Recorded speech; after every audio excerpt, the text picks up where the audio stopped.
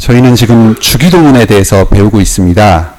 그런데 요리문답에서는 그 119문부터 그 주기도문에 대해서 가르치면서 그 전에 117문, 118문에서 그 어떤 서론이 되는 이야기들을 하고 있습니다.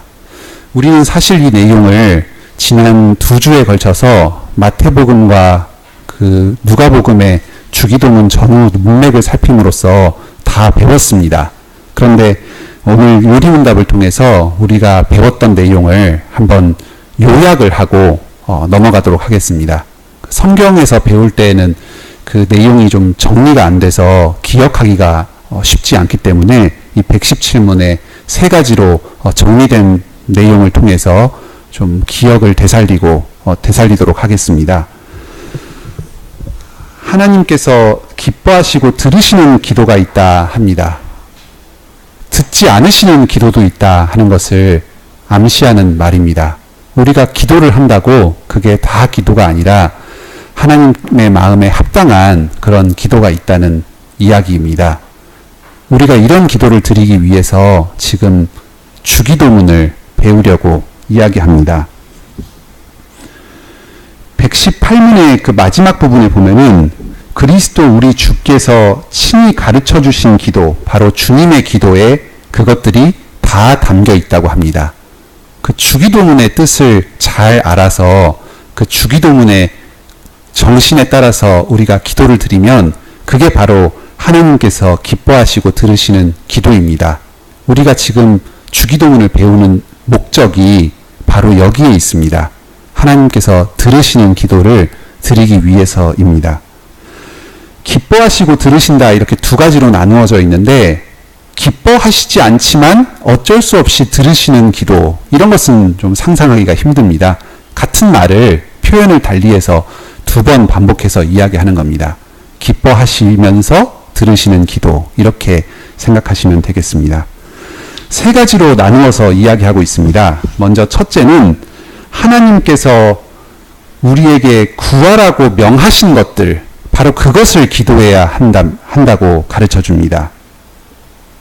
첫 번째 줄에서 말씀에서 자신을 계시하셨다, 이렇게 이야기합니다. 하나님께서 말씀을 통해서 자신의 뜻을 가르쳐 주셨습니다. 하나님이 뜻하신 게 무엇인가 하는 것을 말씀에서 가르쳐 주셨습니다. 그러니까 우리는 어떻게 기도해야 되는가 하는 것을 배우기 위해서 말씀을 봐야 됩니다. 말씀을 알아야 합니다. 말씀을 점점 더 잘 깨달을수록 그 말씀 속에 담긴 하나님의 그 뜻을 더 잘 깨닫고 하나님의 마음에 합당한 그런 기도를 드릴 수가 있습니다. 그래서 어떻게 하면 그런 하나님께서 들으시는 기도를 드릴까? 사실 한두 마디로 정리하기가 불가능합니다. 성경 전체를 우리가 점점 더 잘 알아갈수록 하나님께서 기뻐하시고 들으시는 기도를 점점 더 잘 들을 수 있게 될 것입니다. 그래서 우리의 기도는 완성이 없습니다. 죽을 때까지 미완성입니다. 그래서 계속해서 성경을 더 배워가고 계속해서 기도를 더 알아가면서 점점 더 나은 기도, 하나님에게 더 합당한 기도를 드리게 되는 것입니다. 여기 118문에 보면은 영혼과 몸에 필요한 모든 것을 구하라고 하셨습니다. 여기서 필요하다 하는 말이 중요합니다. 여기 그 종이에다가 동그라미를 한번 해보실까요? 필요하다. 우리가 지난번에 누가복음 11장부터 있었던 그 주님의 기도 앞뒤 구절을 좀 살펴보았는데요. 그 누가복음 10장 마지막 부분에 마리아와 마르다에 대한 이야기가 있었습니다. 그 마르다가 일은 열심히 하고 마리아한테 너는 왜 일은 안 하고 거기 가서 주님 말씀을 듣고 있느냐, 좀 일 좀 하게 보내달라 하고 주님께 부탁하니까 주님께서 하신 말씀이 있었습니다. 마르다야, 너에게 한 가지가 필요하다. 부족한 것이 하나 있다. 우리 성경에는 그렇게 번역되어 있는데 그 부족하다는 말이 필요하다는 말이라고 배웠습니다. 그게 바로 여기서 영혼과 몸에 필요하다 하는 그 똑같은 말입니다. 그리고 또 11장에서 주기도문 바로 이후에 그 친구가 와서 친구를 대접하기 위해서 떡을 구하기 위해서 강청한 그 친구가 나옵니다. 그 친구가 하도 그렇게 강청을 하니까 그게 어떤 예의 범절에는, 법도에는 어긋나지만 그 필요한 것을 주었다. 이렇게 나옵니다. 강청함을 보고 필요한 것을 주었다. 그때 바로 그 필요하다 하는 말이 또 똑같은 말입니다. 여기에 영혼과 몸에 필요하다 하는 말입니다.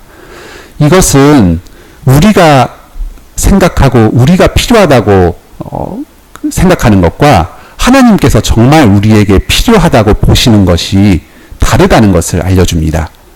우리의 뜻과 하나님의 뜻이 다릅니다.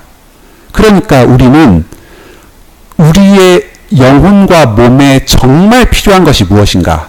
하나님께서 우리에게 정말 필요하다고 생각하시는 것이 무엇인가 하는 것을 점점 더 배워나가야 합니다. 그리고 우리가 우리 생각에 필요하다고 생각하는 것을 구하는 것이 아니라 하나님께서 우리에게 정말 필요하다고 여기시는 것들을 그것을 구해야 되겠습니다. 모든 성경이 사실 그 내용을 가르쳐 줍니다. 우리의 구원에 필요한 모든 지식들이 성경에 담겨 있습니다. 그러니까 우리는 매 주일마다 예배 때 그리고 매일의 성경 묵상을 통해서 성경에서 가르쳐 주신 그것을 주님께 구해야 되겠습니다.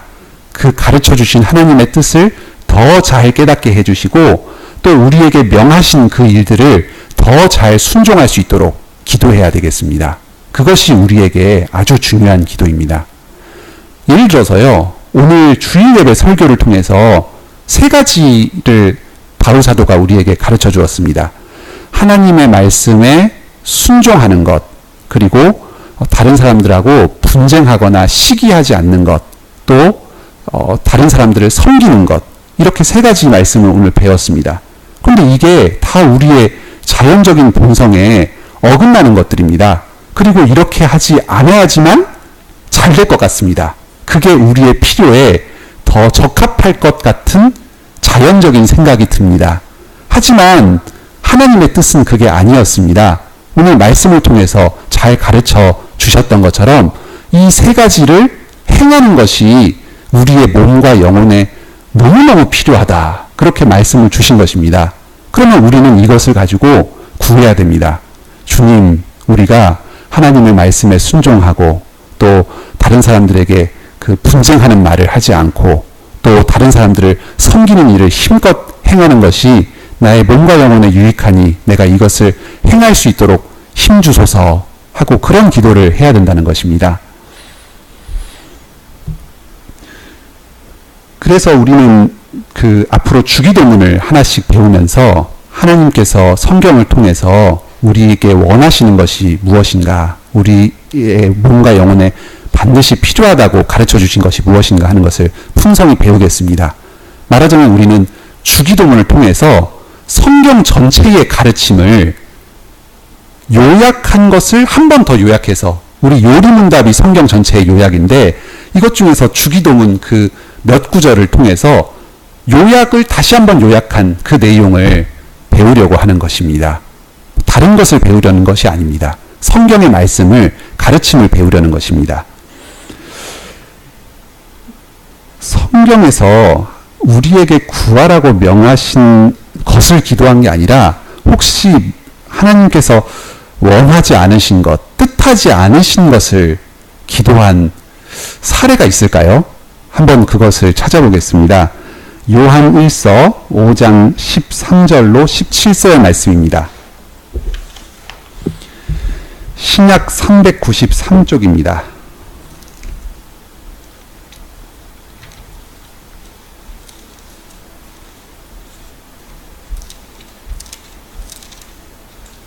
도대체 하나님께서 원하지 않으시는 것을 우리가 기도하고 구하면 뭐가 어떻게 되는가? 5장 13절로 17절 말씀입니다.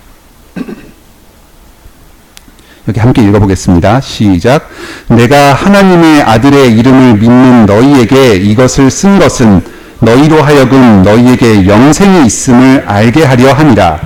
그를 향하여 우리의 가진 바 담대한 것이 이것이니 그의 뜻대로 무엇을 구하면 들으심이라.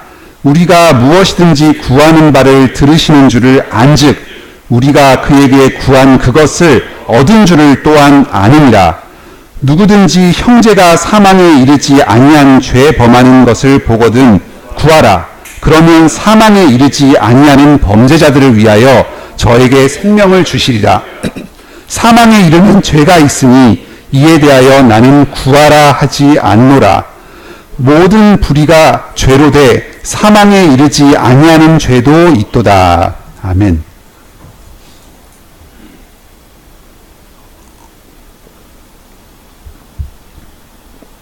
14절을 보면 그의 뜻대로 무엇을 구하면 들으심이라 했습니다. 하나님의 뜻대로 무엇을 구하면 하나님께서는 그 기도를 반드시 들어주십니다.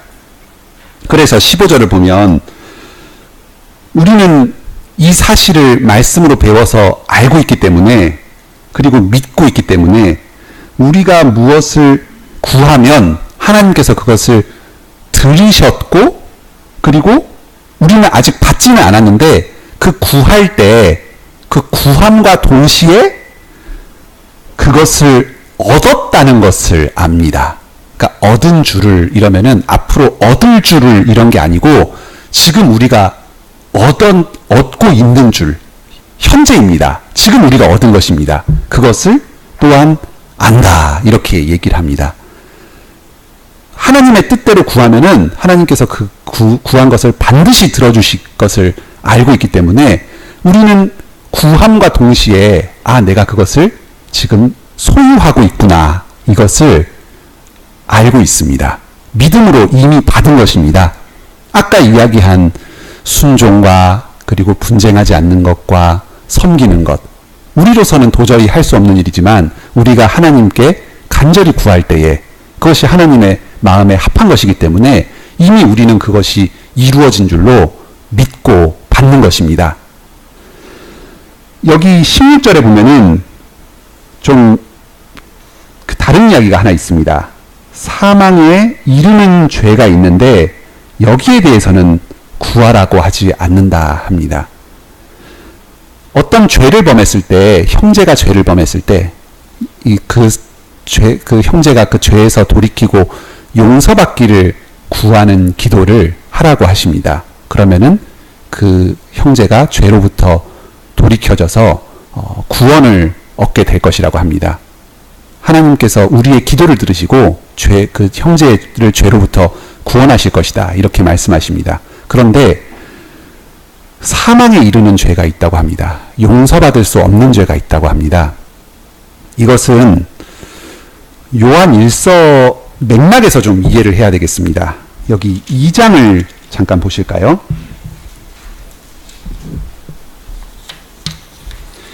2장 19절을 보겠습니다. 18절에 보면 적그리스도가 일어났다 하는데 19절에 보면 저희가 우리에게서 나갔으나 우리에게 속하지 아니하였다 합니다. 그 요한일서 편지를 받는 교회의 교인들 중에서 예전에 같은 교회에서 신앙생활을 했다가 그리스도를 배반한 자들이 생겼습니다. 그리스도에 대해서 완전히 거부하고 그리스도를 거부하는 그런 가르침을 다른 사람들에게 활발히 전하는, 그래서 배교를 점점 퍼뜨리는 그런 사람들이 생겼습니다. 이게 지금 요한일서에서 아주 중요하게 다루어지는 문제입니다. 예수님이 하나님의 아들이라고 하는 것을 부인하고 예수님이 육체로 오셨다는 것을 부인하는 그런 거짓된 교사들이 있었는데, 예전에 한 교인이었던 사람들 중에서 그런 거짓 교사들이 생겨서 막 거짓 소문을 퍼뜨리는 이런 슬픈 일이 있었던 것입니다. 여기 방금 우리가 살펴봤던 13절 바로 앞에서도 바로 이 거짓 교사들을 좀 암시하는 말들이 있습니다. 여기 그 5장에 그 10절을 보면은 하나님의 아들을 믿지 않는 자, 하나님께서 아들에 관해서 증거하신 증거를 믿지 않는 자를 이야기하고, 또 12절에 보면은 하나님의 아들이 없는 자를 이야기합니다. 하나님을 믿는다고 하면서 그리스도를 부인하는 사람들이 있었습니다. 예수님은 선지자였다, 하나님 아니었다, 뭐 이렇게 주장하는 사람들이 있었습니다. 바로 이 사람들을 가리켜서 사망에 이르는 죄를 범한 자들이다 합니다. 뭐 모든 죄들은 용서받을 수 있겠지만 예수님의 그리스도 되심을 부인하는 사람은 이게 대책이 없는 겁니다. 이것은 진리를 부인하는 것이고, 그래서 하나님께서는 이런 자를 영원한 저주 가운데 두시기를 원하신다고 합니다. 그러니까 이런 거짓된 사람들을 위해서 기도하는 것은 하나님의 뜻에 배치되기 때문에 이런 기도는 하나님께서 듣지 않으신다, 이렇게 이야기합니다. 진리를 중심에 두고 주 예수 그리스도의 복음을 중심에 두고 기도하는 것이 얼마나 중요한가 하는 것을 가르쳐주는 구절입니다. 그런데 이것을 좀 오해할 수가 있습니다. 어떤 사람이 예수님을 부인한다, 그러면 그 사람은 무조건 사망에 이르는 죄를 범한 것이냐, 그렇게 보기는 좀 어렵습니다. 예를 들면 이제 여기 자녀들이 있는 가정이 있고, 또 앞으로 다 부모님들이 돼서 자녀들을 키울 텐데, 자녀를 키우다 보면 때로 얘들이 사춘기가 되거나 아니면 뭐 대학에 가서 잠시 좀 세속적인 어떤 문화에 물들어가지고 예수님을 부인하는 경우들이 있습니다. 예수님은 없는 것 같다. 그러면 그 사람들이 전부 다 사망에 이르는 죄를 범하는 것이냐? 그것 아닙니다.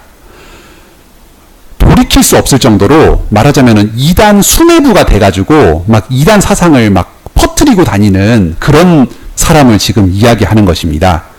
지금 이 요한 사도는 성령님으로 영감을 받아서 이 당시에 예수님을 부인했던 사람들을 성령님의 이름으로 지금 정죄하고 있는 것입니다. 하지만 우리 인간으로서는 어떤 사람이 사망에 이르는 지경에 처해 있는지, 그리스도를 완전히 배격하는 적그리스도인지, 아니면 잠시 미혹되어서 잠시 발을 헛디딘 사람인지, 그것을 알 수가 없습니다. 그러니까 우리는 형제된 마음으로 우리 주변에 있는 형제들을 위해서 기도하는 것이 마땅합니다. 여기서도 그것을 알 수 있습니다. 여기 16절에 형제가 사망에 이르지 아니한 죄 범하는 것을 보거든 이라고 합니다. 형제입니다. 지금 한 교회의 성도입니다.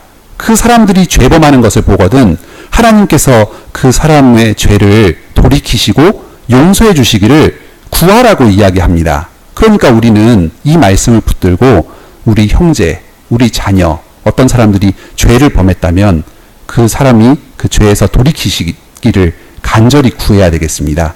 하지만 여러 면에서 보았을 때 어떤 사람이 이단에 완전히 빠져서 도저히 돌이킬 가망이 없다. 그래서 이것은 아마도 교회에서 출교를 당한 정도의 아주 확실하고 심각한 지경을 이야기하는 말입니다.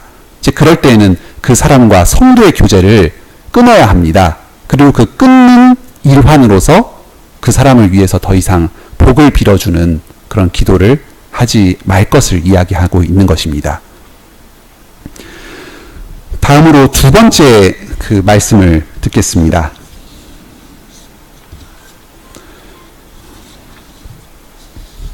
두 번째로 하나님 앞에서 겸손한 태도로 구해야 됩니다. 우리 자신의 부족과 비참함을 철저하게 깨달아서 구해야 한다고 가르치고 있습니다. 이것은 하나님 앞에서 우리가 받을 자격이 없는 자라는 것을 알면서 구해야 한다는 말입니다. 우리가 지난번 누가복음에서 가르친 기도에 대해서 여러 가지로 살펴보면서 이것과 관련해서 18장을 보았습니다. 누가복음 18장에 보면은 재판장에게 도움을 청하는 과부가 그 과부의 비유를 가르쳐 주셨습니다. 자신의 원한을 풀 길이 도저히 없기 때문에 이 재판장이 아니면 도저히 그 원한을 풀 길이 없다.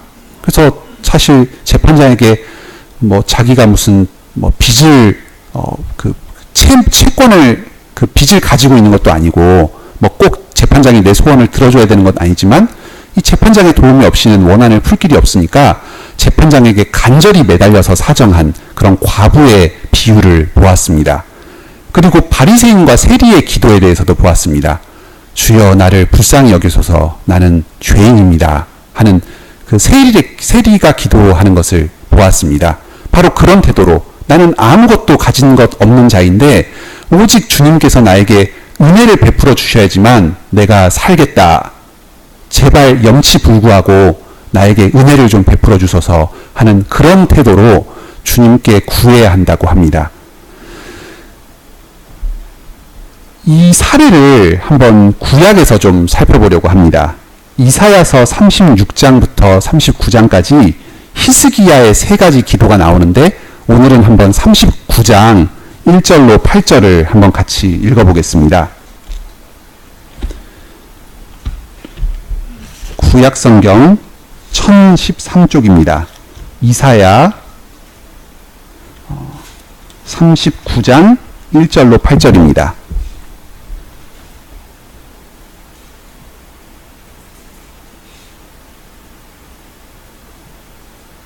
한번 같이 읽어보겠습니다. 그때에 발라단의 아들 바벨론 왕 무로닥 발라단이 히스기야가 병들었다가 나았다 함을 듣고 글과 예물을 보는지라. 히스기야가 사자를 인하여 기뻐하여 그에게 궁중보물 곧 은금과 향유와 보배로운 기름과 모든 무기고와 보물고에 있는 것을 다 보였으니 궁중의 소유와 전 국내의 소유를 보이지 아니한 것이 없은지라. 이에 선지자 이사야가 히스기야 왕에게 나와 묻되 그 사람들이 무슨 말을 하였으며 어디서 왕에게 왔나이까. 히스기야가 가로되 그들이 원방 곧 바벨론에서 내게 왔나이다. 이사야가 가로되 그들이 왕의 궁전에서 무엇을 보았나이까. 히스기야가 대답하되 그들이 내 궁전에 있는 것을 다 보았나이다. 내 보물은 보이지 아니한 것이 하나도 없나이다. 이사야가 히스기야에게 이르되 왕은 만군의 여호와의 말씀을 들으소서. 보라 날이 이르리니 내 집에 있는 모든 소유와 내 열조가 오늘까지 쌓아둔 것이 모두 바벨론으로 옮긴 바 되고 남을 것이 없으리라. 여호와의 말이니라. 또 내게서 날 자손 중에서 몇이 사로잡혀 바벨론 왕궁의 환관이 되리라 하셨나이다. 히스기야가 이사야에게 이르되 당신의 이른바 여호와의 말씀이 좋소이다. 또 가로되 나의 생전에는 평안과 견고함이 있으리로다 하니다. 아멘. 여기 이사야서 36장부터 39장까지는 이사야서의 전반부를 요약 정리해주는 내용입니다. 여러 말로 이스라엘과 또 여러 민족들의 심판을 예언하셨는데 그것을 이 히스기야의 어떤 역사적 사건을 예로 들어가지고 왜 하나님께서 그 이스라엘 백성들에게 심판을 내리시는지 하는 것을 마치 그림처럼 보여줍니다. 그리고 40장부터 66장까지는 이제 바벨론 포로로 끌려간 이후에 회복시키실 것을 이야기해주는 그런 내용입니다. 여기 36장부터 그냥 크게 넘어가면서 좀 내용을 설명드리겠습니다.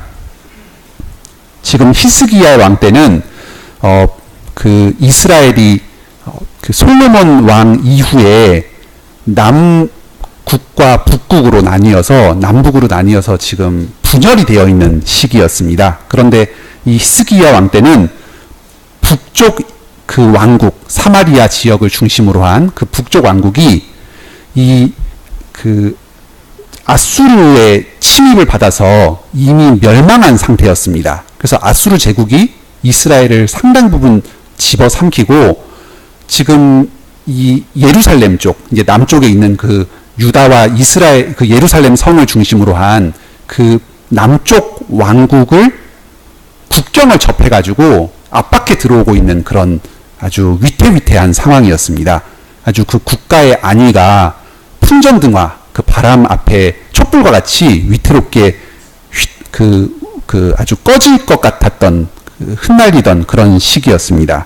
그래서 지금 그 사네립 왕이 자신의 장군 랍사게 장군을 보내가지고 예루살렘 성 바로 앞에서 막 위협을 하면서 빨리 항복해라, 그렇지 않으면 멸망할 줄 알아라 하고 위협을 합니다.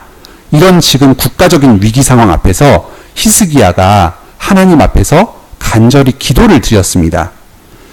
그 기도의 내용이 여기 나와 있습니다.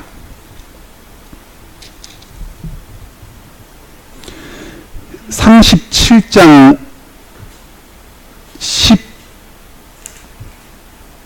14절부터 20절까지입니다. 한번 같이 읽어보겠습니다. 히스기야가 사자의 손에서 글을 받아보고 여호와의 전에 올라가서 그 글을 여호와 앞에 펴놓고 여호와께 기도하여 가로되, 그룹 사이에 계신 이스라엘 하나님 만군의 여호와여, 주는 천하 만국의 유일하신 하나님이시라. 주께서 천지를 조성하셨나이다. 여호와여, 귀를 기울여 들으시옵소서. 여호와여, 눈을 떠 보시옵소서. 사네립이 사자로 사시는 하나님을 회방한 모든 말을 들으시옵소서.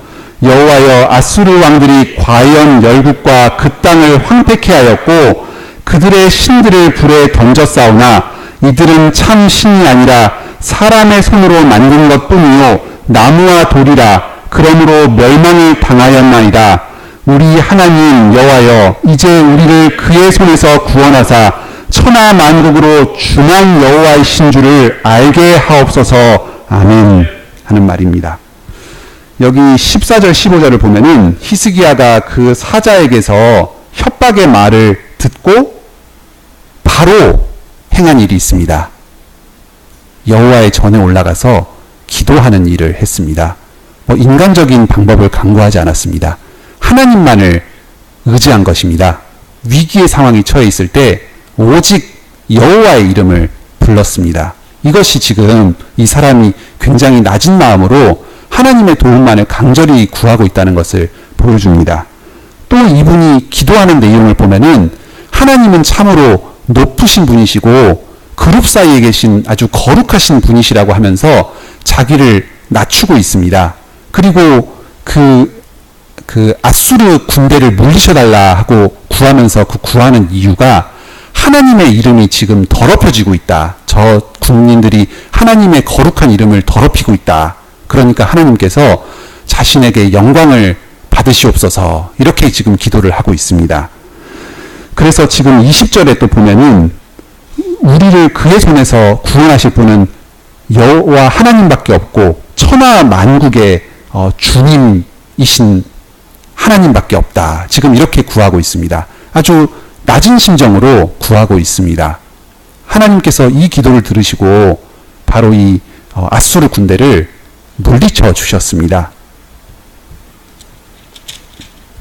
그게 37장의 그 뒷부분까지 나옵니다. 이게 바로 히스기야의 첫 번째 기도였습니다. 두 번째 기도는 38장에 나옵니다. 이제 그 아수르 군대가 이제 물러간 다음에 히스기야 왕이 또 그 다스리던 중에 나이가 들어가지고 병에 걸렸습니다.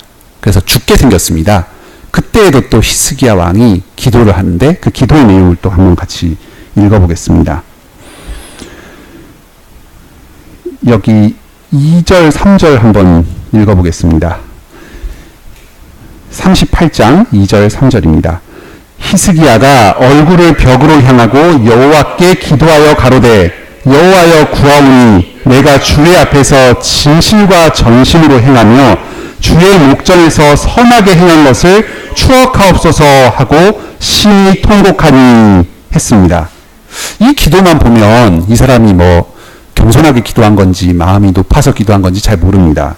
자기가 주님 앞에서 아주 믿음으로 행했고 전심으로 자기 마음을 다 바쳐서 행했고 그리고 아주 선하게 행했다. 주님의 앞에서 이렇게 얘기를 하니까 좀 교만한 것 아닌가 싶기도 합니다. 그런데 이 뒷부분에 하나님께서 히스기야 왕의 기도를 들으시고 고쳐주셨습니다. 그 고쳐주신 뒤에 히스기야 왕이 찬송을 부르는 내용을 보면은 이 사람이 어떤 마음으로 기도했나 하는 걸 알 수 있습니다. 여기 9절부터 그 찬송이 나오는데 우리는 14절을 한번 읽겠습니다. 38장 14절입니다. 나는 제비같이 핫같이 지저귀며 비둘기같이 슬피 울며 나의 눈이 쇠하도록 앙망하나이다. 여호와여 내가 압제를 받사오니 나의 중보가 되옵소서. 여기 자기를 뭘로 이야기합니까?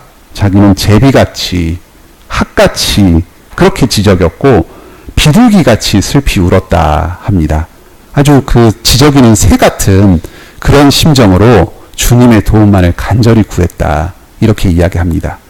여기 지금 이 그 38장 3절에서 보았던 진실과 전심 또 선하게 행했다. 이런 내용들이 자기가 무슨 행위를 앞세우는 것이 아니라 주님만을 온전히 의지하는 그 자기의 그 마음의 태도, 그 중심을 이렇게 표현했다 하는 것을 이런 것을 가지고 알 수가 있습니다. 구약에서도 이런 것을 통해서 구약에서 우리가 의롭게 되는 것이 무슨 행위를 가지고 의롭게 되는 게 아니라 구약에서도 역시 오직 하나님의 은혜만을 겸손히 구하는 하나님을 의지하는 이런 태도로부터 의롭다함을 얻는다 하는 것을 볼 수가 있습니다.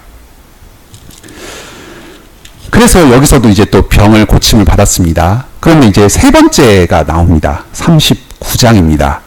아까 우리가 같이 읽었던 본문이죠. 지금 상황이 이렇게 됩니다. 바벨론에서 사신을 보냈습니다. 지금 바벨론은 아수르와 옆에서 중동 그 중원 지방에서 당시 패권을 다투고 있었던 떠오르고 있던 신흥 강대국이었습니다. 그런데 이 바벨론에서 이 변방 쪽에 있었던 예루살렘 그 국가로 사신을 보냈습니다. 아마 그 예루살렘 쪽하고 좀 화친을 맺어가지고 같이 이제 그 아수르를 공격하는데 뭔가 도움을 얻기 위해서 이렇게 사신을 보낸 게 아닌가 싶은 생각이 듭니다. 그런데 히스기야가 이 사자를 보고 자기의 모든 왕궁의 재물들과 무기고들을 구경을 시켜줍니다. 이것은 아마도 그 바벨론의 사신들에게 자기의 국가의 세력을 보여서 우리가 지금 겉으로 알려지기로는 패망 직전에 약한 국가로 알려져 있지만 우리가 이 정도의 국력을 보유하고 있다. 그래서 너희가 화친을 맺을 만하다 하고 자기를 좀 과시해서 좋은 관계를 맺으려는 그런 마음이 있었던 것으로 보입니다. 지금 이 사람의 마음의 중심이 하나님으로부터 떠나 있는 것입니다. 아수르에게서 자기 국가를 방어하기 위해서 하나님을 의지하는 게 아니라 바벨론을 의지하기 시작했습니다. 다른 상대가 될 만한 더 강한 국가를 지렛대로 삼아서 좀 도움을 얻어봐야겠다. 지금 이렇게 움직이기 시작한 겁니다. 그래서 여기에 대해서 이사야 선지자를 통해서 하나님께서 크게 경고하는 말씀을 주셨습니다. 여기 6절, 7절에 아주 무시무시한 저주의 말씀을 주셨는데 너가 지금 나를 의지하지 않고 바벨론에게 의지를 하고 있구나. 너의 그 자랑한 그 모든 재산들, 재물들, 무기들 이거 다 빼앗아서 내가 바벨론에게 갖다 주겠다. 그리고 너의 자손들을 다 죽이고 또 노예로 삼게 하겠다 했습니다. 이런 말씀을 들으면 우리가 앞에서 보았던 그 두 번의 기도를 드렸던 히스기야 같으면 어떻게 해야 되겠습니까? 당장 옷을 찢고 성전으로 올라가서 주님 저 좀 살려주십시오. 구해야 되지 않았겠습니까? 그랬으면 어쩌면 살려주셨을지도 모르겠습니다. 아마 분명히 살려주셨을 것입니다. 그런데 8절에 히스기야가 이런 말을 합니다. 이게 중요하니까 한번 다시 읽어보겠습니다. 시작. 히스기야가 이사야에게 이르되 당신의 이른바 여호와의 말씀이 좋소이다. 또 가로되 나의 생전에는 평안과 견고함이 있으리로다 하니라. 이 여호와의 말씀이 좋은 말씀입니까? 심판의 말씀입니다.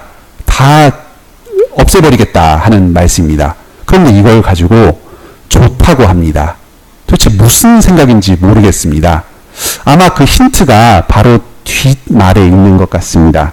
나의 생전에는 평안과 견고함이 있다.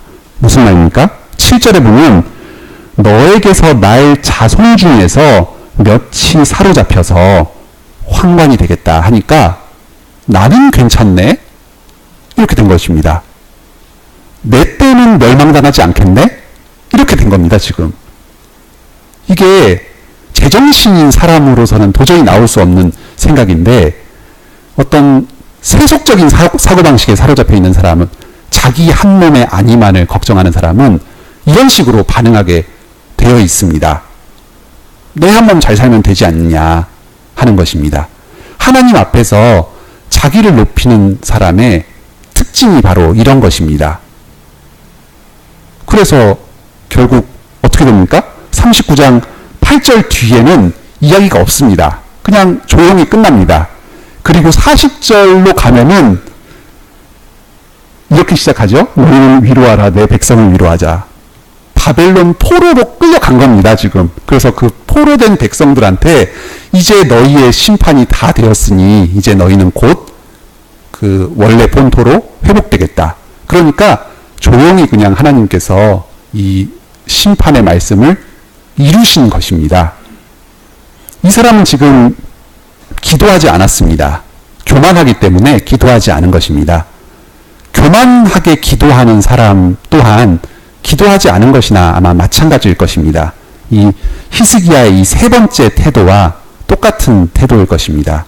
세리처럼 나는 하나님께서 도우셔서 이렇게 기도도 잘하고 한다 하고 자기를 내세우면서 기도하는 것은 사실상 그건 기도하지 않는 것이나 마찬가지입니다. 하나님께서는 그런 사람을 아주 심판 가운데 멸망시키실 것입니다. 세 번째 말씀을 듣겠습니다.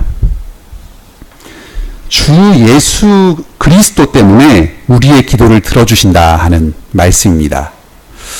여기 잘 보면 오늘 117문의 말씀이 첫째, 둘째, 셋째로 진전되면서 점점 더 발전되고 있는 것을 봅니다. 한번 그 뒷장 넘겨서 첫째, 둘째, 셋째를 한번 보실까요? 첫째에서는 마치 어떤 기도의 내용이 중요한 것처럼 가르쳐 줍니다. 중요합니다. 하나님의 말씀을 따라서 구해야 된다. 그런데 두 번째에서는 내용보다 마음이 더 중요하다 하는 것을 가르쳐 줍니다. 무엇을 구하느냐 하는 것은 중요한 게 아니다. 하나님 앞에 겸손한 마음으로 구하는 것이 중요하다. 그 겸손한 마음이 되어서 하나님을 높이면서 은혜를 구하면 하나님께서는 그것이 너희에게 필요한 것이기 때문에 다 주실 것이다 합니다. 세 번째는 이렇게 시작합니다. 비록 우리는 받을 자격이 없는 자들이지만, 이것은 우리가 방금까지 배웠던 그 두 가지가 다 사실은 소용이 없다는 것을 의미합니다. 무슨 너희가 하나님의 말씀을 알면 얼마나 잘 알아서 그분의 뜻대로 뭘 구하겠냐. 또 그리고 너의 마음들이 아무리 겸손해진다고 하더라도 그 마음 가운데는 결국 교만이 섞여 있는 것 아니냐. 우리는 아무리 노력을 하더라도 하나님께서 구하라고 명하신 것을 결국 구할 수가 없고, 그 겸손한 마음을 가지고 하나님께 결국 구할 수 없다. 이것을 첫째, 둘째, 셋째 이렇게 하면서 지금 가르쳐주고 있습니다. 우리는 결국은 하나님 앞에 들으실 만한 기도를 할 수 없는 자들입니다. 들으시고 기뻐하시는 기도를 한다. 그것은 우리가 추구해야 될 일이긴 하지만 우리는 이룰 수 없습니다. 하지만 하나님께서는 우리의 기도를 들으십니다. 주 예수 그리스도 안에서 들으시는 것입니다. 에베소서 말씀을 통해서 그 예수 그리스도의 이름으로 예수 그리스도 안에서 하나님께서 들으시는 기도의 모범을 한번 살펴보도록 하겠습니다. 에베소서 3장 14절로 21절입니다.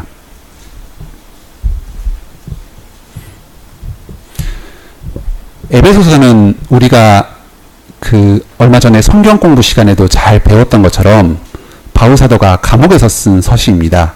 에베소 교회에 쓴 내용이긴 하지만 그 내용이 아주 일반적이고 포괄적입니다. 그 특수한 어떤 내용을 다루고 있지 않습니다. 그래서 이것은 만대에 있을 모든 하나님의 교회에 주시는 그런 서신이고, 그래서 여기서 3장에서 지금 14절로 21절까지 지금 이 바울 사도가 하는 기도 또한 만대의 교회를 위해서 행하는 그 기도의 모범입니다. 한번 같이 읽어보겠습니다. 이러함으로 내가 하늘과 땅에 있는 각 족속에게 이름을 주신 아버지 앞에 무릎을 꿇고 비노니 그 영광의 풍성을 따라 그의 성령으로 말미암아 너희 속사람을 능력으로 강건하게 하옵시며 믿음으로 말미암아 그리스도께서 너희 마음에 계시게 하옵시고 너희가 사랑 가운데서 뿌리가 박히고 터가 굳어져서 능히 모든 성도와 함께 지식에 넘치는 그리스도의 사랑을 알아 그 넓이와 길이와 높이와 깊이가 어떠함을 깨달아 하나님의 모든 충만하신 것으로 너희에게 충만하게 하시기를 구하노라. 우리 가운데 역사하시는 능력대로 우리의 온갖 구할 것이나 생각하는 것에 더 넘치도록 능히 하실 이에게 교회 안에서와 그리스도 예수 안에서 영광이 대대로 영원 무궁하기를 원하노라. 아멘. 이 14절로 21절의 기도는 지금 에베소서 3장 그 앞부분까지 1장, 2장, 3장에 걸쳐서 이야기했던 그 모든 복음의 내용을 다시 한번 요약해서 기도로 올려드리고 있는 것입니다. 그래서 우리는 이걸 보면서 우리가 들은 말씀을 따라서 그 말씀을 아뢰는 기도를 하는 것이 참 우리가 해야 될 기도이다 하는 것을 봅니다. 그런데 이 기도는 매우 그리스도 중심적인 기도입니다. 그래서 오늘은 이 기도의 내용을 보기보다는 이 기도에서 그리스도가 어떻게 드러나고 있는가 하는 것을 좀 살펴보겠습니다. 먼저 그 14절에서 족속이라는 말이 있습니다. 이 족속이라는 말이 무슨 부족, 12지파 이렇게 좀 느껴지기도 하는데 가족이라는 말입니다. 가족. 이러함으로 내가 하늘과 땅에 있는 모든 가족에게 또 각각이 아니라 모든 가족에게 이름을 주신 아버지 앞에 무릎을 꿇고 빈다 합니다. 여기 하나님을 아버지라고 부르고 우리 모든 믿는 자들을 그 아버지의 가족이라고 합니다. 하나님의 가족. 그리고 그 가족에게 이름을 주셨다고 합니다. 무슨 이름을 주셨습니까? 그리스도의 하나님의 아들, 딸이라는 이름을 주셨습니다. 교회라는 이름을 주셨고 그리스도인이라는 이름을 주셨습니다. 우리가 어떻게 하나님을 아버지라고 부를 수 있습니까? 어떻게 가족이 됩니까? 그리스도 안에서 됩니다. 그리스도께서 하나님의 아들이시기 때문에 우리가 그분 안에서 그분과 연합하여서 하나님의 아들, 딸이 되는 것입니다. 그러니까 여기서 나온 족속, 즉 가족, 또 아버지 이런 말이 다 그리스도를 중심에 두고 있는 이야기입니다. 우리의 기도가 그리스도께 근거를 두고 있다 하는 것을 가르쳐주고 있습니다. 또 그리고 그 구하는 것이 크게 두 가지입니다. 16절에 우리에게 강건하게 해달라고 첫 번째로 기도를 하고, 그리고 두 번째로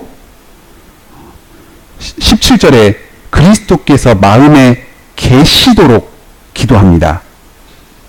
강건하게 하는 것과 그리스도께서 계시는 것. 그 강건하게 하는 것이 사실 성령으로 말미암는 것이니까 성령을 주옵시고 그리스도께서 마음 가운데 거하게 하시고, 이 두 가지를 구하는 것입니다. 하나님 아버지께 구하는데 성령님과 그리스도를 구하는 것입니다. 그리스도를 구하는 기도를 드린다는 게 또 그리스도 중심적입니다. 그래서 그리스도와 성령님을 우리에게 주셔서 구체적으로 어떤 일을 이루도록 구하는지를 또 보면은 18절에 그리스도와 성령님을 우리에게 주셔서 결국 구하는 게 지식에 넘치는 그리스도의 사랑을 알게 해달라고 구합니다. 그리스도의 아버지이신 하나님께 그리스도를 달라고 구해서 그래서 그리스도를 더 알게 해달라고 합니다.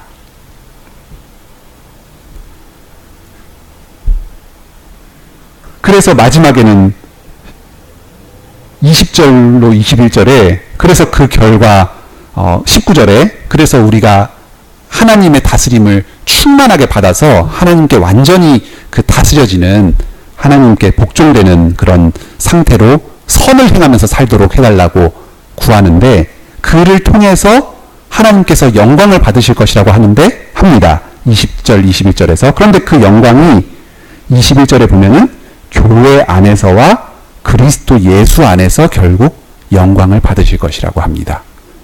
그래서 정리를 해보면 그리스도의 아버지께 기도하는데 그리스도를 달라고 기도합니다. 그래서 그리스도를 주셔서 그리스도를 더 잘 알게 해달라고 기도합니다. 그래서 그리스도 안에서 교회 안에서 영광 받으시라고 기도합니다. 이 기도가 얼마나 그리스도 중심적입니까? 뭐 시작부터 끝까지 내용과 형식 모든 면에서 그리스도가 아닌 것이 없습니다. 이런 기도를 드려야 바로 하나님께서 기뻐하시고 받으시는 기도라는 것입니다.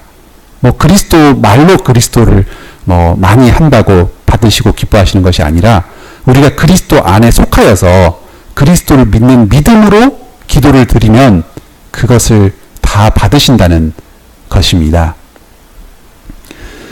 말씀을 마치겠습니다. 오늘 그 요리문답에서는 세 가지를 이야기했습니다. 하나님의 뜻에 합당하게 기도해야 된다. 그리고 겸손한 마음으로 기도해야 된다. 하지만 이것들은 우리가 할 수 없는 것들입니다. 결국 우리는 그리스도 안에서 그리스도를 의지해서 기도드립니다. 그때 우리를 보시지 않으시고 하나님께서는 우리가 의지하는 그리스도를 보시고 우리의 기도를 다 들으실 것입니다. 그리고 우리에게 필요한 모든 것들을 풍성하게 부족함 없이 다 채워주실 것입니다. 함께 기도하겠습니다.